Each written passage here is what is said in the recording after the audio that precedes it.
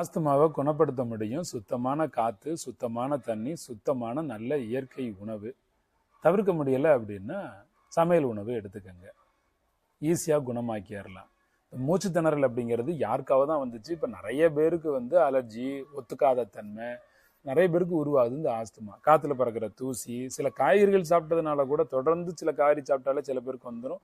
சில பேருக்கு எண்ணெயில் பொரிக்கப்பட்ட நிறைய சிப்ஸ் எல்லாம் சாப்பிட்றதுனால ஆஸ்துமா உருவாகும். குழந்தை பிறந்த பிறகு பெண்களுக்கு நிறைய இப்போ ஆஸ்துமா உருவாகுது. மழைக்காலமோ பனிக்காலமோ எந்த காலம் வந்தாலுமே பெரிய பிரச்சனை உருவாகுது. ஆஸ்துமா பிரச்சனை உள்ளவங்களுக்கு ரொம்ப ஒரு முக்கியமாக நீங்கள் ஃபாலோ பண்ண வேண்டியது குடிநீர் தான். நல்ல தண்ணி குடிங்க. உடம்பு சூட்டுக்கு ஒரு தண்ணியை ஹீட் பண்ணி குடிச்சுக்கிட்டே வாங்க. நல்லா குளிங்க. உணவுகளை தேர்ந்தெடுத்து சாப்பிடுங்க. மாவு பண்டங்களை நீக்கிடுங்க. ஃபேனுக்கு நேராக உட்காராதீங்க, தள்ளி உட்காருங்க. ஏசி ரூமு இப்போ கொஞ்ச நாளைக்கு வேண்டாம். நல்ல காத்தோட்டமான இடத்துலையே இருங்க.